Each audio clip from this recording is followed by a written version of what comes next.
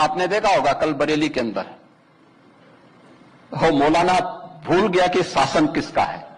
देश में एक माहौल बनाने का प्रयास किया जा रहा है कि यहां पर अल्पसंख्यक सुरक्षित नहीं है।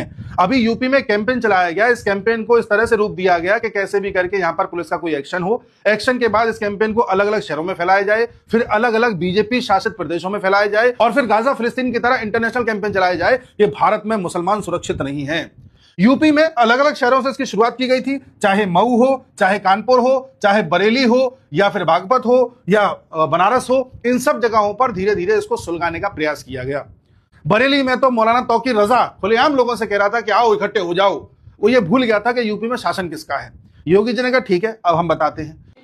कभी कभी बुरी आदतें जाती नहीं लोगों की, तो उसके लिए उनकी डेंटिंग पेंटिंग करवानी पड़ती है कायदे से।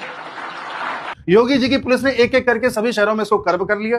अंत में मौलाना तौकीर रजा को पकड़ लिया, उसके सहयोगी नफीस को पकड़ लिया, इनकी प्रॉपर्टीज को सीज कर दिया और बाद में यह तक पाया गया कि तौकीर रजा और इसका सहयोगी नफीस न जाने ऐसी कितनी जमीनों पर कब्जा करके बैठे हुए थे जो सरकारी थी या गलत तरीके से हासिल की गई थी। किसी पे इन्होंने मैरिज होम बनाया हुआ था, किसी पे इन्होंने अपना होटल बनाया हुआ था, किसी पर इन्होंने दुकानें खोली हुई थी। इनमें से कईयों पर बुलडोजर चल चुका है।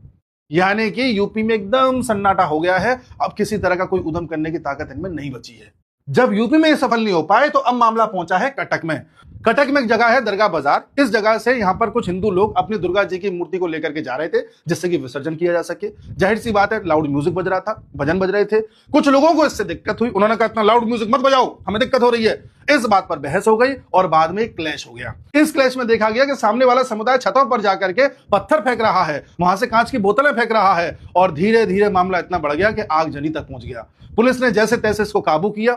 सैटरडे को विसर्जन करवाया, संडे को इन लोगों ने फिर से वायलेंस स्टार्ट कर दिया। यानी कि अब वहां पर 36 घंटे का कर्फ्यू लग चुका है, 24 घंटे के लिए इंटरनेट शटडाउन कर दिया गया है और अभी चीजें नियंत्रित हैं। अब गलती किसकी थी, कौन आरोपी है, किसने क्या गलत किया, ये तो समय के साथ पता चलेगा। लेकिन सवाल ये उठता है कि ऐसा क्यों है कि लगातार एक विशेष समुदाय की छतों पर ये पत्थर, कांच की शीशियां, यूपी में तो देखा था तमंचे, ये सब क्यों पाए जाते हैं?